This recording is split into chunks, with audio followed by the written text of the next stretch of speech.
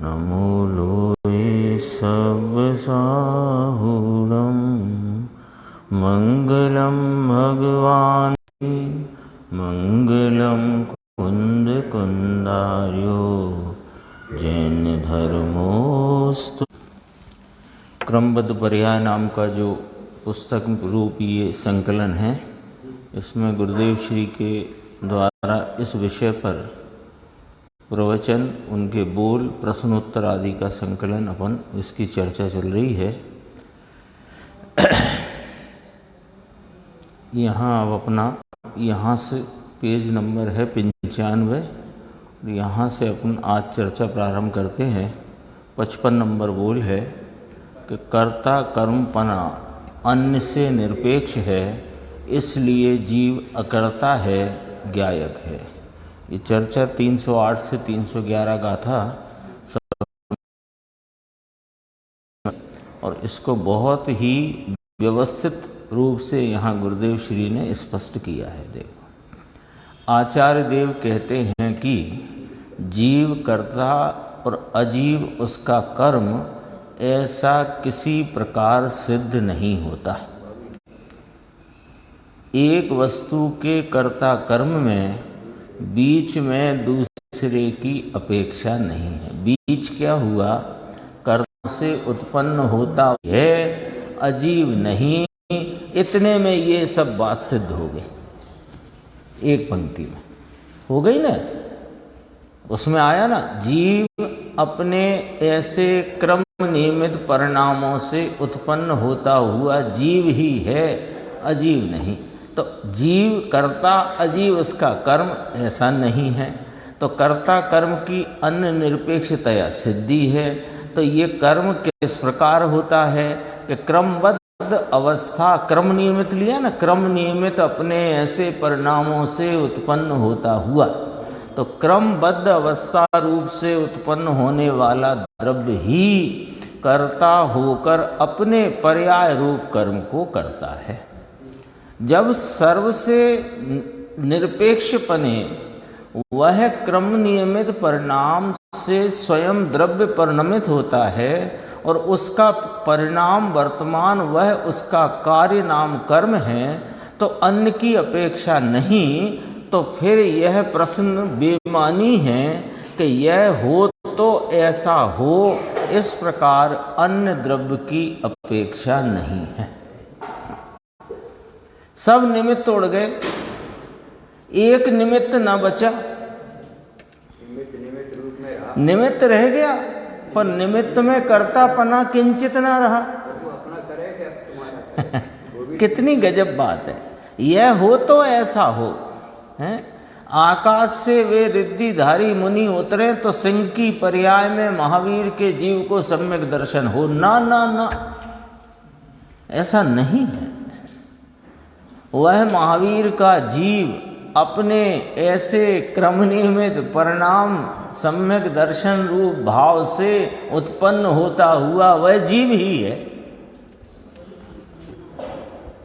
उसमें लगा दो, जहां लगाना है वहां लगा दो, अपने में लगा दो, अपने कार्यक्रम में लगा दो, अन्य जो घटनाएं हैं उनमें लगा दो, कहीं लगा दो। ये तो सीधा है, दो का पहाड़ा दो दूनी चार होता है, जहां मर्जी आए वहां लगा दो। क्या गजब बात है। यह हो तो ऐसा हो, अभी तो खुलेगी, इसमें बहुत गजब की बात खोली है। यह हो तो ऐसा हो, इस प्रकार अन्य द्रव्य की अपेक्षा नहीं है। पर की अपेक्षा के बिना अकेले स्वयं द्रव्य में ही कर्ता कर्म की सिद्धि हो जाती है, यह निश्चय है। बोलो, गजब बात है। पर की अपेक्षा बिना अकेले स्वयं द्रव्य में ही कर्ता कर्म की सिद्धि हो जाती है, यह निश्चय है। ऐसी निश्चय वस्तु स्थिति का ज्ञान हो गया, तब दूसरे निमित्त को जानना वो व्यवहार है। ये निश्चय व्यवहार आ गया। निमित्त उपादान की बात आ गई। निमित्त व्यवहार है, उपादान निश्चय है। निश्चय क्या है, व्यवहार क्या है, सारी बात सामने आ गई। निश्चय का ज्ञान होने पर व्यवहार होता है और उपादान की, और निश्चय को जाने नहीं तो व्यवहार होता ही नहीं, ऐसा ही है। पहले निश्चय फिर व्यवहार। देखो, पर की अपेक्षा बिना अकेले स्वद्रव्य में ही कर्ता कर्म की सिद्धि हो जाती है, यह निश्चय है। ऐसी निश्चय वस्तु स्थिति का ज्ञान हो गया, तब दूसरे ऐसी निश्चय वस्तु स्थिति का ज्ञान हो गया, तब महावीर उनका स्वयं वे वह जीव अपने उस समय के कर्म भाव से अन्न की निरपेक्ष पने से अन्न की अपेक्षा बिना स्वतः परिणमित हुआ, ये ऐसा जाना है तो कहा वस्तु का कार्य तो उस निमित्त से निरपेक्ष ही है। निमित्त के कारण इस कार्य में कुछ हुआ ऐसा नहीं। देखो, व्यवहार से निमित्त को कर्ता कहा जाता है, किंतु उसका अर्थ यह नहीं है कि उसने कार्य में कुछ भी कर दिया। तो व्यवहार करता तो उसे कहा, निमित्त को व्यवहार करता तो कहा कि व्यवहार कर्ता का अर्थ ही ये है कि वास्तव में वो अकर्ता है। व्यवहार लग गए हमारे व्यवहार कर्ता यानी कर्ता कहते हैं, है नहीं, तो अकर्ता हुआ ना। तो निमित्त कर्ता के अकर्ता, निमित्त अकर्ता, तो कहा निमित्त कर्ता लिखा आगम में, तो व्यवहार से लिखा है ना। तो व्यवहार तो खुद ही कह रहा है कि वो कर्ता नहीं है, कि कर्ता कहा जाता है। देखो, वास्तव में अकर्ता है। कर्ता कर्म अन्य से निरपेक्ष है, इसलिए निमित्त से भी निरपेक्ष है। अन्य किसी की अपेक्षा बिना ही पदार्थ को अपनी पर्याय के साथ कर्ता कर्म पना है। एकदम सुलझी हुई व्यवस्थित बात है। द्रव्य कर्ता, उसका वर्तमान परिणाम वह कर्म, वह वर्तमान परिणाम कहाँ से आया कि अपने क्रम नियमितता से वह उस वर्तमान समय में उपस्थित हुआ है। और उस कर्म के साथ, कार्य के साथ द्रव्य में द्रव्य का कर्ता कर्म पना निश्चित होता है, सिद्ध होता है, जिसमें अन्न की अपेक्षा ही नहीं है। अब और आगे देखो, प्रत्येक द्रव्य के क्षयों कारक, प्रत्येक द्रव्य में 6 कारक रूप भाव त्रिकाल पड़े हैं। आत्मा में भी कर्ता कर्म करण संप्रदान अपादान अधिकरण, ये 6 कारक वस्तु में त्रिकाल अपने कारक शक्ति से रहे हुए हैं। तो प्रत्येक द्रव्य के 6 कारक कर्ता कर्म करण आदि अन्य द्रव्यों से निरपेक्ष हैं। जब मेरे द्रव्य में मेरे कर्ता कर्म करण आदि कारक मेरे में त्रिकाल रहे हुए हैं, तो अन्न के कर्ता पने की आवश्यकता ही कहाँ है ना। जब नहीं हो तो कारक शक्ति का अभाव हो किसी द्रव्य में, मुझ द्रव्य में कारक शक्ति का अभाव हो, तो मेरे कार्य को करने का कारण कहीं अन्य जगह हो, या संप्रदान अन्य हो, अपादान अन्य हो, कर्ता अन्य हो, तो वो अन्य मेरा कार्य करे या उसकी मुझे अपेक्षा रहे। प्रत्येक द्रव्य के 6 कारक कर्ता कर्म करण आदि अन्य द्रव्यों से निरपेक्ष हैं और अपने स्वयं द्रव्य में ही उनकी सिद्धि होती है। कर्ता कर्म करण संप्रदान अपादान और अधिकरण, ये 6 कारक जीव के जीव में हैं और अजीव के अजीव में हैं। ऐसा होने से जीव और अजीव का कर्तापना, यानी जीव कर्ता और अजीव कार्य, अजीव कर्ता और जीव कार्य, ऐसे जीव अजीव का कर्तापना किसी प्रकार सिद्ध नहीं होता। किंतु फिर क्या सिद्ध हुआ कि जीव अकर्ता ही है। पूरी चर्चा जो 308 से 311 तक आई, वहाँ सिद्ध क्या करना था? अकर्तापना। तो जब ये नक्की हुआ कि जीव का कर्ता कर्म संबंध, पूरी चर्चा आ गई ना, देखो कितने पॉइंट आए। जीव का कर्ता कर्म जो है उसमें दूसरे की अपेक्षा नहीं, जीव स्वयं ही कर्ता होकर अपने पर्याय रूप कर्म को करता है। अपेक्षा नहीं का अर्थ किया कि यह हो तो ऐसा हो, ऐसी कोई अपेक्षा नहीं है। तो पर की अपेक्षा बिना स्वद्रव्य में ही कर्ता कर्मपना सिद्ध हो जाता है। जब ऐसा जो निश्चय वस्तु स्थिति का ज्ञान हो, तब वहाँ किसी को अनुकूल वहाँ भाव देखकर उसको जानना, वह निमित्त को जानना, वो व्यवहार है। यानी वो उस कर्ता कर्म में अकर्ता है, निमित्त इस कर्ता कर्म व्यवस्था में अकर्ता है। जैसे महावीर के जीव को सम्यक दर्शन रूप कर्म और महावीर का जीव उसका कर्ता, उसमें वेद चारण रिद्धिधारी मुनिराज अकर्ता है। नक्की हुआ एक पॉइंट। दूसरा, तो फिर कर्ता कर्म किस में नक्की हुआ कि द्रव्य और पर्याय में। ठीक है, तो द्रव्य और पर्याय में नक्की हुआ। तो आप किस आधार पर कहते हो कि अन्न की अपेक्षा नहीं, कि वो द्रव्य के क्षयों कारक उसके उसमें है और उस दूसरे के दूसरे में है। तो वो अपना कार्य करता है, उसको मेरे की अपेक्षा नहीं, मुझे उसकी अपेक्षा नहीं। एक प्रश्न आया था इसी चर्चा में कि निमित्त और उपादान के एक समय क्यों है। अरे तुम निमित्त उपादान के दो की बात करते हो, हम तो कहते हैं अनंतों द्रव्यों के परिणमन का एक ही समय सभी का, सब एक साथ परिणम ही रहे हैं। तो अब क्या नक्की कराया कि जब क्षयों कारक अपने अपने में हैं तो अन्य कारक की अपेक्षा नहीं। तो फिर जब अन्य कारक की अपेक्षा नहीं तो अन्य का कार्य जीव करता नहीं, तो जीव अकर्ता सिद्ध हुआ।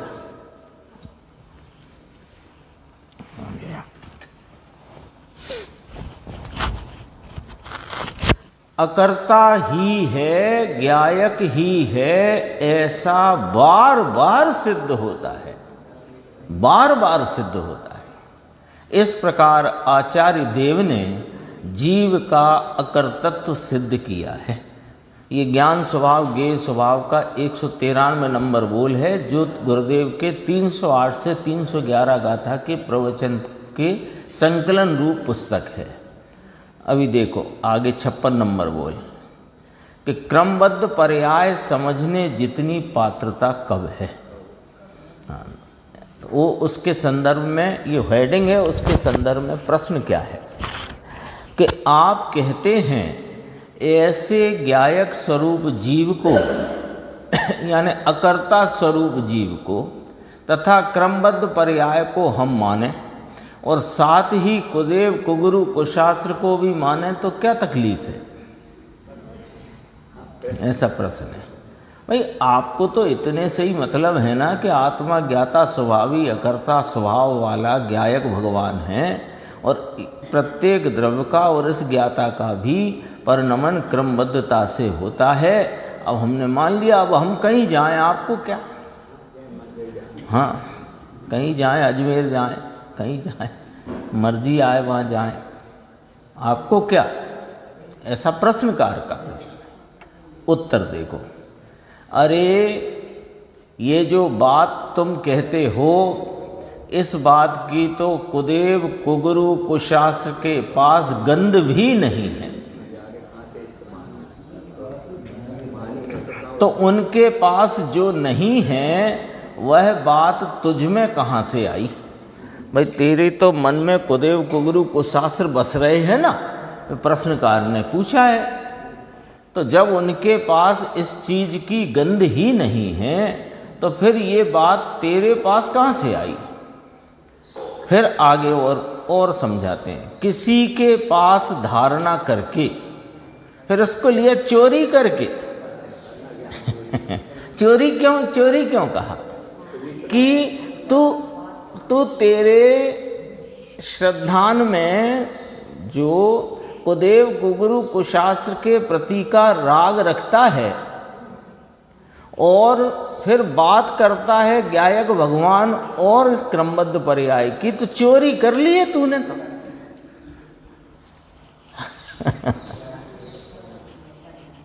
देखो, दो शब्द डाले, धारणा करके फिर चोरी करके, दोनों शब्द समझना है।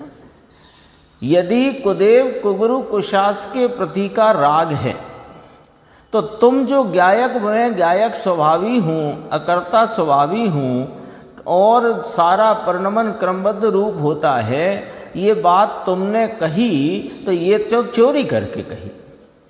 अच्छा, और तुम सच्चे देवगुरु शास्त्र की बात सुनते समझते हो और उनके प्रति का तुमको राग है, और ये बात तुमने बिना अपने स्वरूप के निर्णय बिना कही, तो वो धारणा करके कही। दोनों की स्थिति स्पष्ट कर दी ना। जो सच्चे देवगुरु शास्त्र से सुन करके तुमने धारणा करी है और स्वरूप का अनुभव और विश्वास किया नहीं है, तो भी ये धारणा में ही रह गई, और दूसरे के राग में पड़े हो तो तुमने चोरी करी है। बात तो ये वीतरागी सर्वज्ञ की है, अन्य के पास तो इसकी गंध ही नहीं। बहुत सारे सिद्धांत ऐसे हैं, बहुत सारे क्या, सब ही सिद्धांत जो सर्वज्ञ के सिवाय कहीं हो सकते ही नहीं। देखो अरे ये जीव असंख्यात प्रदेशी है, ये बात कहाँ है बता दो आप। जीव और पुद्गल में क्रियावती शक्ति है, 4 द्रव्य और हैं, कहाँ है ये बात? 7 तत्व हैं, आश्रम, बंध, संवर, निर्जरा, मोक्ष, कहाँ है ये बात? प्रश्न है कि कुदेव कुगुरु को माने, अभी जो सुदेव सुगुरु और सुशास्त्र को मानते हैं उन्हीं को विश्वास नहीं है। उन्हीं को नहीं है तो उनके लिए कहा धारणा करके, उनके लिए कह दिया धारणा करके, और कुदेव का राग पालता है तो कह दिया चोरी करके। इस बात के नाम से अब देखो क्या कहना है, अब बहुत और गंभीर बात कहना है। ये जो आचार्य भगवंतों ने सर्वज्ञ शासन में ये बात कही, ज्ञानी धर्मात्माओं ने उसका रहस्य खोला, तुमने धारणा में ले लिया, और इस बात के नाम से तुझे अपने मान की पुष्टि करना है, ये बड़ा स्वच्छंद है,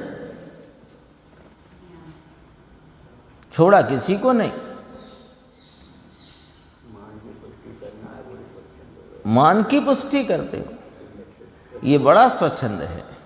जिसको ज्ञायक स्वभाव और क्रमबद्ध पर्याय समझने जितनी पात्रता हुई हो, उस जीव को कुदेव कुगुरु कुशास्त्र का सेवन होता ही नहीं, और किसी के शब्द लेकर रट ले तो ऐसा नहीं चल सकता। सर्व प्रकार की पात्रता हो तो ये बात समझ में आ सकती है। कौन सी पात्रता है? पहले तो सच्चे देवगुरु शास्त्र की शरण हो और अपना हित करने की अंदर में जिज्ञासा हो, और क्रमबद्ध पर्याय में समझ लूं और समझा दूं, इसके आगे बढ़कर अपने अकर्ता स्वभाव की रुचि हो तो पात्रता है। वो सब बात इसमें आ गई 6 पंक्ति में। कुदेव कुगुरु को शास्त्र की भी आ गई, और सच्चे देवगुरु शास्त्र में आकर के भी मान की पुष्टि करता हो उसकी भी आ गई। सब बात कह दी। देखो इसमें ये ज्ञान स्वभाव, गेय स्वभाव, बोल 2/29 ऐसा इसमें आया है। अब कहा 57 पर, सच्चा समझने वाले जीव का विवेक कैसा होता है। यहाँ भी इस संदर्भ में प्रश्न है।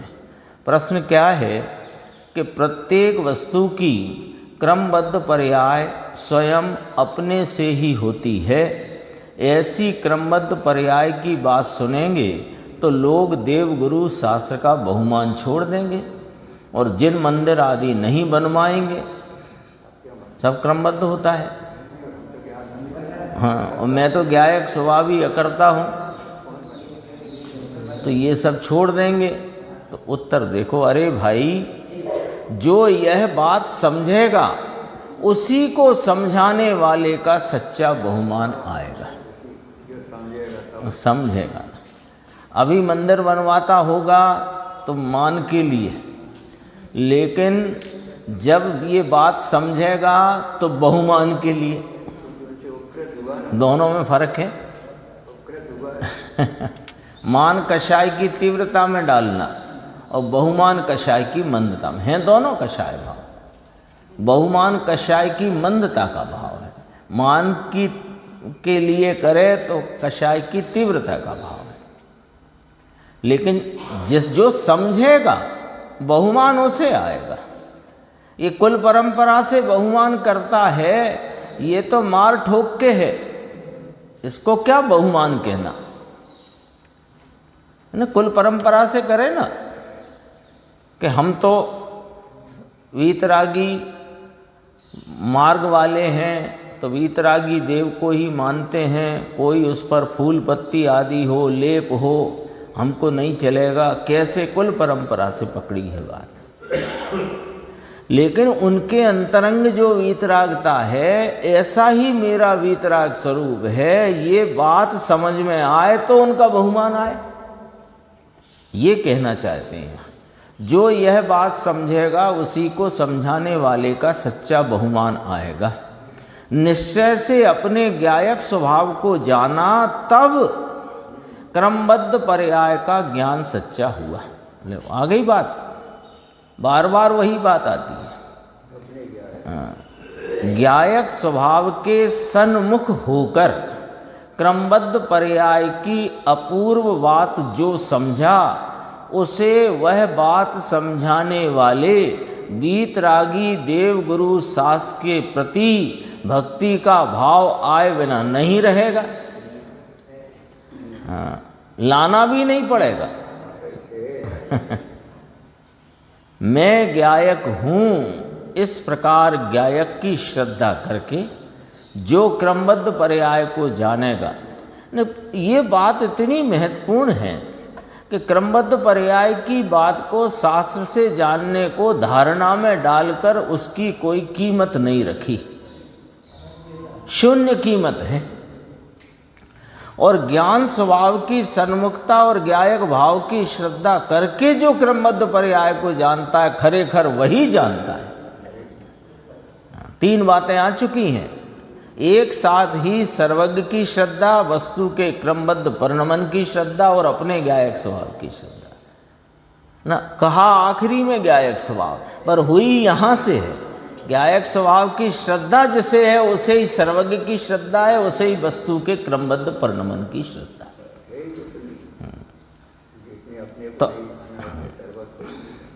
तो अब उसका प्रश्न क्या था कि वे लोग देवगुरु सास का बहुमान छोड़ देंगे, जिन मंदिर आदि नहीं बनवाएंगे आदि इत्यादि। उसकी आशंका उसने प्रस्तुत करी, तो उसको यहाँ नीचे समझाते हैं। देखो, गायक की श्रद्धा करके जो क्रमबद्ध पर्याय को जानेगा, वह अपनी भूमिका के राग को भी जानेगा। उसकी उस भूमिका में वो राग होगा ही। चौथे गुण स्थान में धर्मी को, स्वरूप के दृष्टिवंत को, देव गुरु शास्त्र के प्रति के अत्यंत बहुमान का राग होगा ही। उसकी भूमिका है, वो उसकी भूमिका है। कुदेव के प्रति राग रह जाए ऐसी भूमिका है नहीं। देखो किस भूमिका में कैसा राग होता है और कैसे निमित्त होते हैं, उनका भी वह विवेक करेगा, जानेगा उन्हें भली भांति।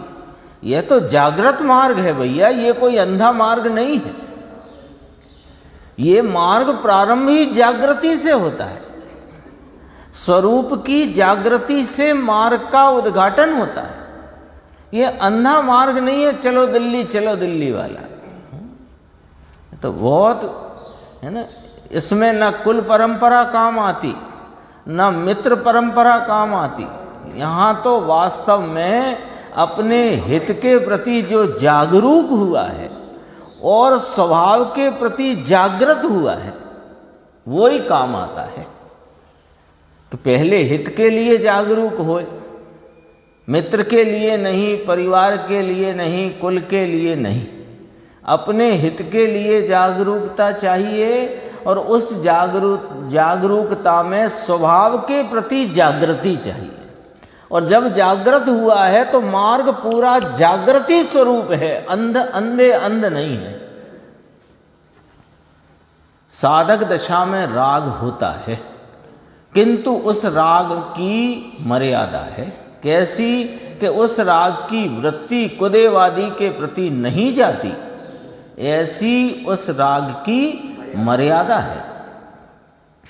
किंतु सच्चे देव गुरु के बहुमान की ओर वृत्ति जाती है। जो सच्चा समझेगा वह स्वच्छंदी हो ही नहीं सकता। यहाँ समझने का जो बात है वो यहाँ से पकड़ना, जो अभी अपन ने बात कही कि अपने हित के लिए जागरूक हुआ है, फिर स्वरूप में जागृत हुआ है, वही सच्चा समझा है ना? जागरूकता में आत्मार्थता आती है और जागृत होने से धर्मीपना उत्पन्न होता है, ज्ञान भाव उत्पन्न होता है, ज्ञानी कहलाता है। देखो, जो सच्चा समझे वह स्वच्छंदी हो ही नहीं सकता। सच्ची समझ का फल तो वीतरागता है।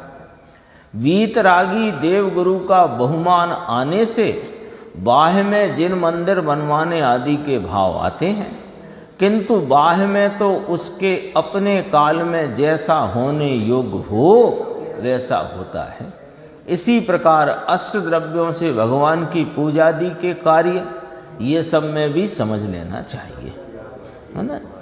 मंदिर कोई प्रतिदिन तो बनते नहीं है, तो मंदिर बनवाने का भाव मंदिर के, हाँ, और फिर जिसके जैसी भाव हो, जैसी सामर्थ्य हो, जैसा योग्य हो वैसा भाव बनता है। लेकिन मंदिर बनवाना हर एक नहीं करता और रोज नहीं होता, लेकिन मंदिर का रख रखाव प्रत्येक व्यक्ति कर सकता है और रोज होता है। वो भी मंदिर बनवाने में ही रखो उसे भी। और भगवान के प्रति बहुमान गुणानुवाद रूप उनकी पूजा आदि का भी भाव आता है, सब समझ लेना चाहिए। उस काल वैसा राग होता है और उस समय ज्ञान भी वैसा ही जानता है, तथापि उस ज्ञान के या राग के कारण बाह्य क्रिया नहीं होती। तीन बातें हैं। बाह्य में भगवान के प्रति नमन आदि का जो क्रिया, और अंदर में उनके प्रति बहुमान का राग, और राग और उस क्रिया का ज्ञान, तीन अलग अलग हैं। राग चारित्र का विकार है, ज्ञान उस विकार को जानने वाला ज्ञायक परिणाम है, ज्ञान का परिणाम है, और देह की क्रिया न्यारी है। तीन तत्व है। नीचे लिया है, देखो इसी में लिया। उस समय भी ज्ञानी जीव तो अपने ज्ञान भाव का ही करता है। ये आ गया, देखो ज्ञान भाव जीव तत्व है, राग आश्रव तत्व है, और बाह्य शरीर आदि की क्रिया अजीव तत्व है। तीन तत्व आ गए। किसको आएंगे ये तीन तत्व? जो तीन को न्यारा न्यारा जानता है। वो तीन को न्यारा कौन जानता है? जो स्वयं को जानता है। जो स्वयं को नहीं जानता वो तीन को न्यारा नहीं जानता, जान नहीं सकता। तो वो शास्त्र स्वाध्याय करता हो, भगवान की भक्ति पूजा करता हो, उसके ये तीन तत्वों की एंट्री चलती रहती है। मतलब तीन तत्व उसके ज्ञान में भिन्न भिन्न झलकते ही रहते हैं। ज्ञान को अपने खाते रखता है, राग को आश्रव के खाते में रखता है, और शरीर आदि की क्रिया को अजीव के खाते में रखता है। उसे गोखना भी नहीं पड़ता। उसे ये विचार नहीं करना पड़ता, मैं तो ज्ञान तत्व हूँ, ये जो राग उठ रहा है ये आश्रव तत्व है, और ये नमन आदि की क्रिया ये अजीव तत्व, गोखना नहीं पड़ता, उसके चलता है ऐसा ही। उसमें किसी के कारण कोई नहीं है। 3 तत्व कहे। अब देखो इसमें ये बात बहुत गजब की है। ज्ञान भाव जो राग आदि और देहादि की क्रिया को जानता परिणमता है, वो राग और देह की क्रिया के कारण से नहीं, और राग जो उत्पन्न हुआ है वह ज्ञान भाव के कारण नहीं, और शरीर आदि की क्रिया या अन्य जो निमित्त हैं बाह्य में उनके कारण नहीं, और शरीर आदि की क्रिया राग के कारण नहीं, ज्ञान के कारण नहीं। ये बात समझ में आनी चाहिए, ये बात समझ में आनी। इसके लिए तो 14 श्लोक लिख दिया आचार्य अमृतचंद भगवान ने, ज्ञान ज्ञेय की भिन्नता को स्पष्ट करने के लिए। आज सुबह ही चर्चा ली थी गुरुदेव ने। उसमें किसी के कारण कोई नहीं है। राग हुआ है तो जानता हूं, ऐसा जानने का परिणाम स्वतः हुआ है। राग उसमें स्वतः अद्धर हुआ है। राग राग में है, ज्ञान ज्ञान में है। राग के कारण ज्ञान नहीं, ज्ञान के कारण राग नहीं। इतनी भिन्नता का विवेक ऐसा जागृत हो गया है, चल ही रहा है। इस प्रकार प्रत्येक तत्व का भिन्न भिन्न स्वरूप पहचानना चाहिए, तभी सच्ची तत्वार्थ श्रद्धा होती है। ये ज्ञान स्वभाव ज्ञेय स्वभाव के बोल 2 57 नंबर के पेज पे है। निहाल भाई के थोड़े बोल हैं, वो अपन अभी देखते हैं। कल अपन ने एक अंक के देखे थे, दूसरे अंक के भी देखते हैं। बहुत गजब के बोल हैं। देखो अभी बहुत, ये तो बड़ा हो सकता है, दिख रहा है। हाँ। देव शास्त्र गुरु के प्रति जो मचक है, यानी जो शुभ भाव है, वह भी नुकसान ही है, किंतु इसमें जीव लाभ मान बैठता है। ऊपर से कहता तो है कि निमित्त से लाभ नहीं होता, लेकिन अभिप्राय तो लाभ का ही बना रखा है, तभी तो वहां से अपनी ओर नहीं आता। कितनी गजब की बात है। ये समझो अपने लोगों का पर्दाफाश है, पर्दाफाश कर दिया मुमुक्षुओं का।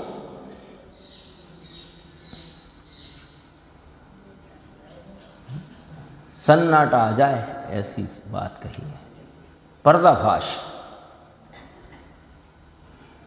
इस पर्दाफाश का कुछ लाभ है कि हाँ, जहाँ भूल है वो भूल ज्ञात हो जाए तो भूल टल जाए। दोबारा से देखो, बहुत गंभीर है। इकट्ठा इसलिए पढ़ा कि पूरी बात सामने आ जाए। देव शास्त्र गुरु के प्रति जो मचक है, मचक है माने उधर की ओर की रुचि है, वो शुभ भाव रूप है।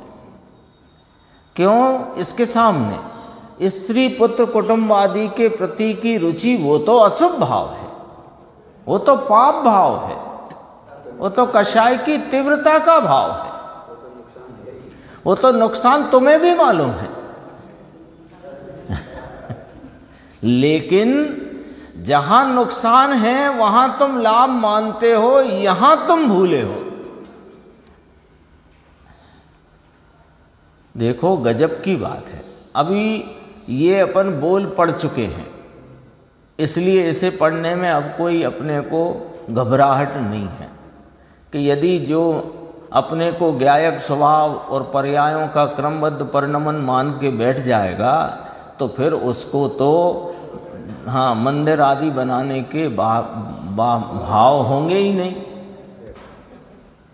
तब उसका तो खुलासा आ चुका ना कि किस भूमिका में, जब अपने ज्ञायक स्वभाव के प्रति की जागरूकता ने अपने हित के प्रति जागरूक होकर अपने स्वभाव के प्रति जागृत हुआ है, उसको उस भूमिका में जो राग आता है उस राग को वो जानता है। जानना जीव तत्व है, राग आश्रव तत्व है, और देहादि की क्रिया पर द्रव्य की क्रिया वो अजीव तत्व है। सब पढ़ चुके ना, इसलिए अब इसे पढ़ने में कोई घबराहट नहीं है। तो वह जो देव शास्त्र गुरु के प्रति की जो रुचि है, देखो मचक कही ना, ये अपनी रुचि छोड़कर उसमें रुचिवान हुआ है। ये राग आता है, होता है, लेकिन ये नुकसान ही है, ये जानना चाहिए। ये नुकसान ही है, ये जानना चाहिए। किंतु इसमें जीव लाभ मान बैठता है और ऊपर से कहता है, ऊपर से कहता तो है कि निमित्त से लाभ नहीं होता, लेकिन अभिप्राय तो लाभ का ही बना रखा है। तो आपको कैसे मालूम पड़ गया? सौगानी जी, अपन पूछें सौगानी जी से कि भाई जी आपको कैसे मालूम पड़ गया कि अभिप्राय हमारा लाभ का बना हुआ है? कि तभी तो तुम वहां से अपनी ओर नहीं आते।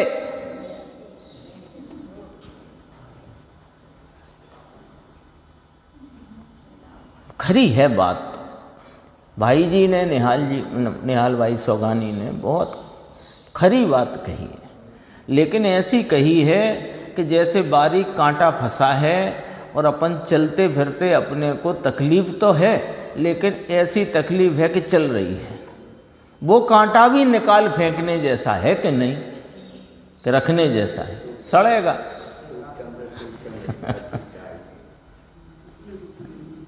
मिथ्यात बैरी का तो अंश भी बुरा है। देखो अगला बोल, ये भी समझो पर्दाफाश है। ये थोड़ा छोटा करना पड़ गया, लंबा चौड़ाई में छपा है। चलेगा? दिख रहा होगा, दिख रहा है? ठीक है।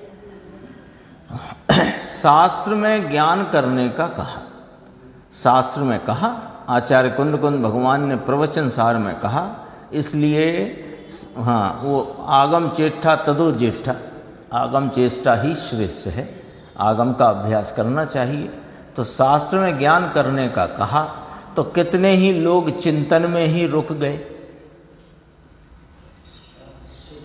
सुनना जरा, अभी तो अपने को उपदेश ये दिया जा रहा है, अपन उस उपदेश को सार्थक मान रहे हैं कि चिंतन करना चाहिए। ये उपदेश दिया जा रहा है और अपन उस उपदेश को सार्थक मान रहे हैं कि हाँ ठीक है, अकेले पढ़ने से ही क्या होगा, चिंतन भी करना चाहिए। लेकिन अब जरा बात और आगे ले कि कितने ही लोग चिंतन में ही रुक गए और पुरुषार्थ करने का कहा तो विकल्प में ही रुक गए। शास्त्र में जो विषय आया, दृष्टि का विषय अथवा भूमिका अनुसार रागादि की क्या भूमिका है आदि इत्यादि अनेक प्रकार के विषय जो जानने में आए, तो उनके चिंतन में ही रुक गए। या कि फिर कहा कि चिंतन से क्या होगा, स्वरूप के प्रति पुरुषार्थ तो करो, तो विकल्प में ही रुक गए। अरे भगवान, कैसे विकल्प में रुक गए कि हमको निर्विकल्प होना है, हमको सम्यक दर्शन प्राप्त करना है, हमको ज्ञायक स्वभाव की दृष्टि करना है, हमको ये भव सार्थक बनाना है, ये विकल्पों में रुकना है।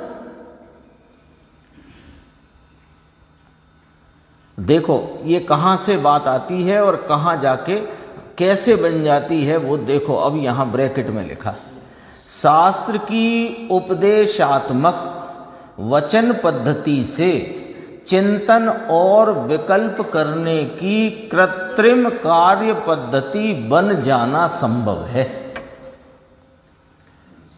एक दिन अपन ने पढ़ा था गुरुदेव की मोक्ष मार्ग प्रकाशक के प्रवचन में से एक अंश आया था, इसी क्रमबद्ध पर्याय नाम की पुस्तक में से अपन ने देखा था कि उपदेश की पद्धति जुदी है परंतु उसका मर्म अलग है। आई थी बात, ये वाली बात यहाँ पर देखो। शास्त्र की उपदेशात्मक वचन पद्धति से चिंतन और विकल्प करने की कृत्रिम कार्य पद्धति बन जाना संभव है। अतः अब अपने को यहां सावधान होना चाहिए। अतः यह ऐसे विपर्यास के प्रति ध्यान खींचा है भाई जी ने। विपर्यास माने विपरीतता, ये ऐसी विपरीतता के प्रति ध्यान खींचा है कि स्वरूप लक्ष्य से चिंतन आदि सहज चले वही यथार्थ है। स्वरूप लक्ष्य से, सम्यक दर्शन के लक्ष्य से नहीं, मोक्ष मार्ग के लक्ष्य से नहीं, संवर निर्जरा के लक्ष्य से नहीं, शास्त्र के लक्ष्य से तो दूर रहो, मोक्ष के लक्ष्य से भी नहीं, मोक्ष के लक्ष्य से भी नहीं, स्वरूप लक्ष्य से। हित तो अपना करना है, तो हित का जो परिणाम है हित रूप, उसका लक्ष्य नहीं रखना। जिसके लक्ष्य से हित होता है उसके लक्ष्य से, एकदम टू दी पॉइंट बात है। स्वरूप लक्ष्य से चिंतन आदि, चिंतन और चिंतन की दिशा में पुरुषार्थ ये सहज चले यही यथार्थ है। अन्यथा अब देखो सावधान करते हैं, ध्यान खींचा गलती की तरफ, अब सावधान करते हैं।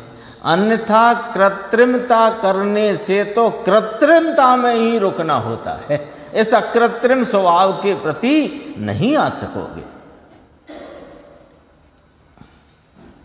ये तो ज्ञानियों के बोलों में कितनी दम है और अपने कहाँ कहाँ रुकावट हो रही है, बारीकी से उन्होंने अपने को वहाँ अपना ध्यान खींचा है, अपने को उस तरफ अपनी भूल को वहाँ उजागर कर दिया है। गजब किया है देखो।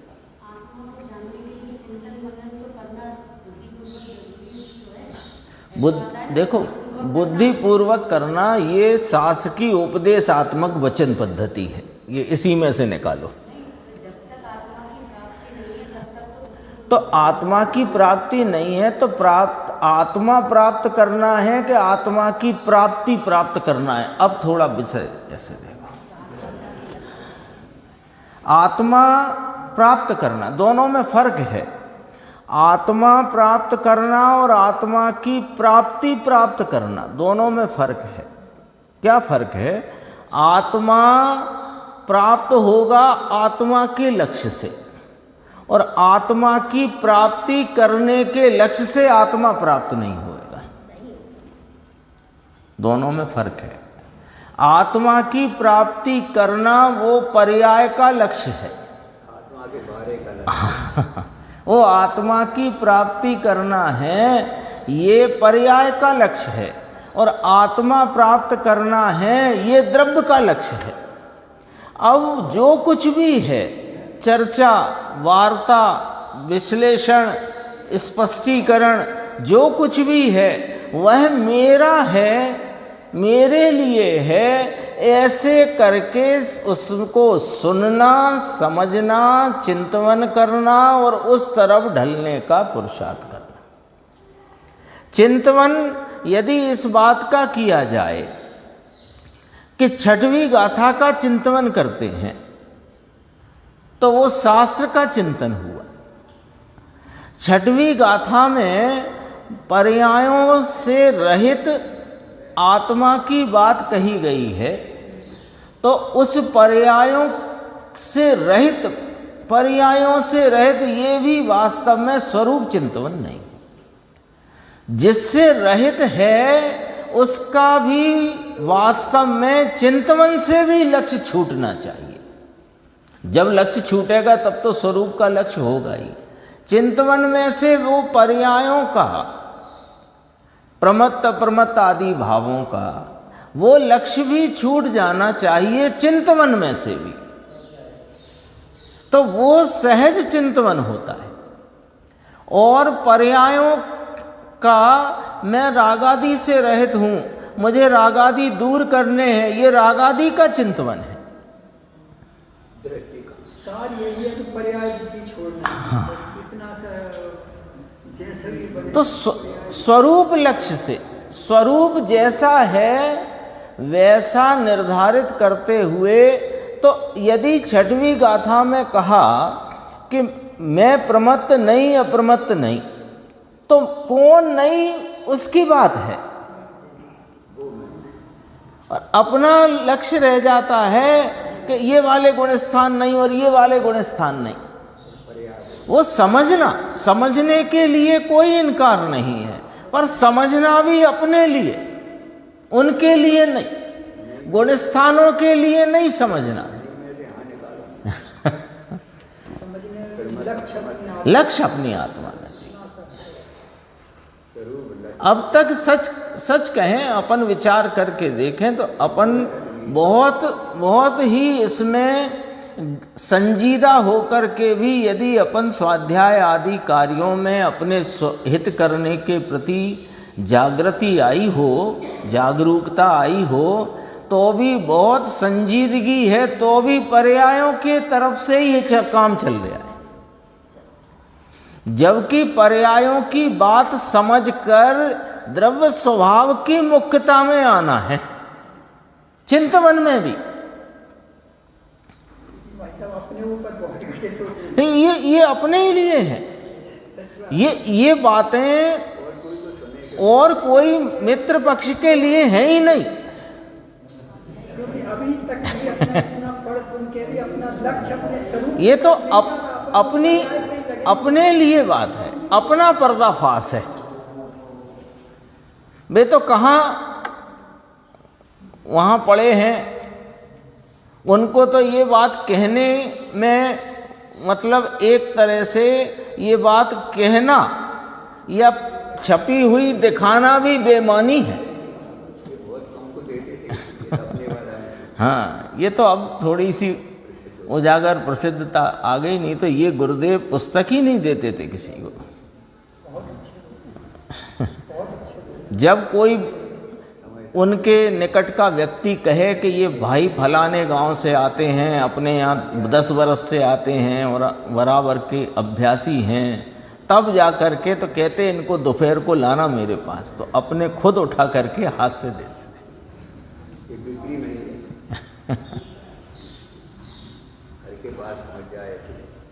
क्योंकि ये पढ़े तो पगला जाएगा। मैंने तो पहले बहुत लिखी थी। बहुत गजब के हैं। देखो और थोड़ी सी चर्चा है। अज्ञानी को ऐसा रहता है कि मैं कषाय को मंद करते करते अभाव कर दूंगा, लेकिन ऐसे तो कषाय का अभाव होता ही नहीं। स्वभाव के बल बिना कषाय नहीं टलती। मैं कषाय को मंद करता जाऊंगा तो वो कैसे करता है, मैं सहन शक्ति बढ़ाता जाऊंगा तो कषाय का अभाव हो जाएगा। अब ये इसकी रुचि कहाँ दौड़ रही है कि 5 इंद्रिय के विषयों में जो वृत्ति जाती है ना, उस वृत्ति को संकुचित करना है, संकुचित करना है, संकुचित करना है, संकुचित। तो उधर जो विषयों में रुचि जाती है, तो पहले विषयों में रुचि जाती है, अब विषयों में रुचि नहीं जाए इसमें लग गया।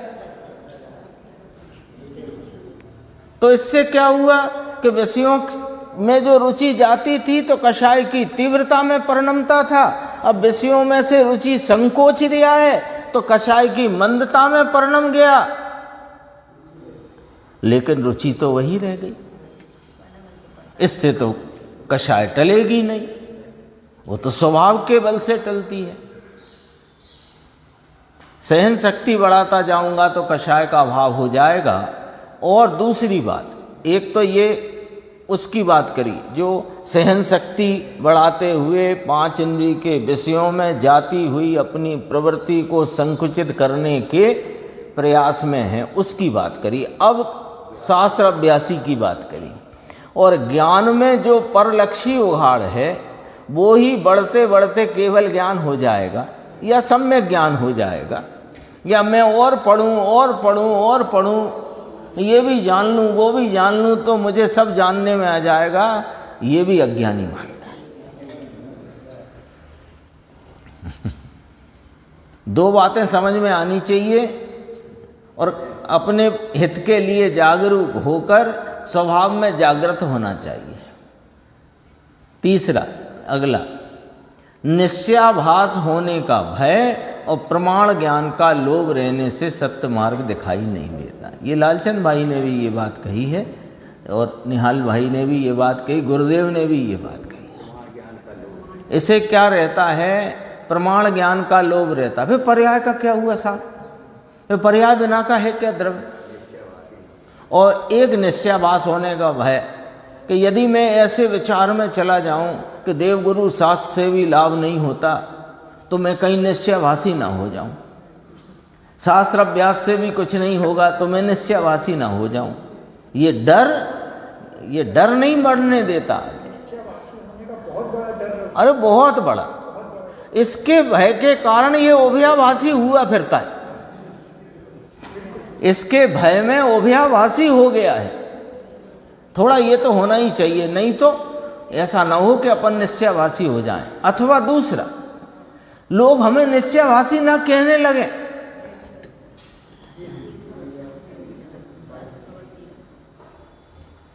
अरे आप पंडित टोडरमल जी तुझे मिथ्या दृष्टि कह रहे हैं, तुझे उनकी पड़ी है जिनके पास खुद की कुछ पूंजी नहीं कहने के लिए, जिनके पास कुछ है नहीं, जो कुछ जानते समझते नहीं, वे ना कहने लगे, उनका क्या भय करना। आचार्य कल्प पंडित टोडरमल जी वे कह रहे हैं कि तू इस चक्कर में पड़ गया है, उभयाभासी हो गया है। ये निश्चयाभास होने का भय और प्रमाण ज्ञान का लोभ रहने से सत्य मार्ग दिखाई नहीं देता। सत्य मार्ग इस ज्ञायक के आलम्बन में है, तो ज्ञायक का आलम्बन ज्ञायक की मुख्यता में है, ज्ञायक का आलम्बन पर्याय की मुख्यता में नहीं। तो फिर राग की बात तो दूर रह गई। एक निर्मल परिणाम का आलम की मुख्यता रहे तो ये ज्ञायक भाव दर्शन नहीं देता। तो राग की यदि तुम्हें जरा सी चटास रहती हो तो कहां से ये ज्ञायक भाव जवाब देगा? लेकिन इसे डर है, ये डर है, इस डर में वो आगे नहीं बढ़ पाता। जो निडर हो गया, जिसने अपना शौर्य, अपने स्वरूप के पराक्रम को भले शास्त्र से जाना है पर अपना पराक्रम जाना है, अपना शौर्य जागा है जिसका, वो काम कर लेता है। और जो भय में रहता है वो भयभीत संसार से चला जाता है। फिर वही चक्कर चलता है, वो पहली ढाल में लिख दिया है 16 पदों में। देखो एक और बढ़िया है बस, पोपट माने तोता। ये उदाहरण सबका है पर इस उदाहरण को घटित कहाँ किया, कैसे किया वो देखना। पोपट भोंगली को पकड़ने पर उल्टा हो जाता है। भोंगली तो सब समझ ही गए होंगे, उसमें कोई दिक्कत नहीं है। हाँ, वो पाइप जैसा कुछ है। अब उसको पकड़े है, पकड़ा तो वो उल्टा हो गया। उल्टा हो गया तो अब गिर जाने के भय से वो उस भोंगली को नहीं छोड़ता, जबकि वो जानता है कि यदि मैं छोड़ूंगा तो मेरे पास तो पर है, मैं उड़ जाऊंगा, उड़ने का मेरा स्वभाव है। लेकिन वो स्वभाव भूल बैठा। किस में भूला? भय में भूला, भय में भूला है। देखो, पोपट भोंगली को पकड़ने पर उल्टा हो जाता है, गिर जाने के भय से वो भोंगली को छोड़ता नहीं है। यदि वह भोंगली को छोड़ दे तो उड़ जाएगा, क्योंकि उड़ना तो उसका सहज स्वभाव है। परंतु अज्ञानवश वह अपनी स्वाभाविक शक्ति को भूला हुआ है। ऐसे ही अज्ञानी अपनी शक्ति को भूलकर, अपने चैतन्य आनंद और अपने प्रभुत्व आदि शक्ति को भूलकर परिणाम को पकड़े हुए हैं। हे भगवान, परिणाम को पकड़े हुए है।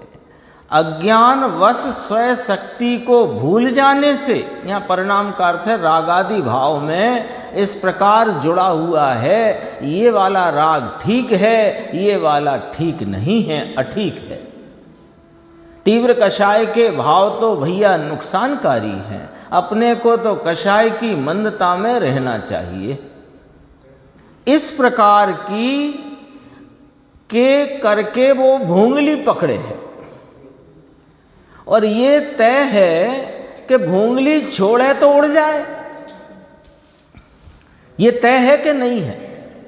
भूंगली पकड़े पकड़े तो गगन में उड़ नहीं सकता।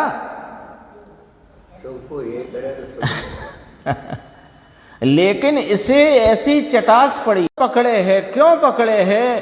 क्योंकि अपनी स्वाभाविक जो ज्ञान चैतन्य आनंद शक्ति है उसको भूल गया है। इसलिए ज्ञान दशा में किसी भी पदार्थ का त्याग सहज हो सकता है, जिसमें ना आकुलता होती है और ना ही भय रहता है। भयभीत हुए बिना, अपनी शक्ति का विश्वास लाए बिना वो कार्य नहीं हो सकता। तो पहले तो भय छोड़ो। भयभीत है ना, एक दिन अपन ने बात की थी कि ये इसी बात से भयभीत है कि अगला भव ना बिगड़ जाए। तब कहते हैं तू भव रहित भगवान है, तेरे भव बिगड़ने सुधरने की चिंता ही तुझे भवों में रुला रही है। इसकी चिंता छोड़कर भव रहित भगवान को मुख्य कर, तो भव रहेंगे नहीं, दो चार होंगे, सो वे ज्ञान में गेय रूपता से जानने में आ जाएंगे। शेष चर्चा आगे।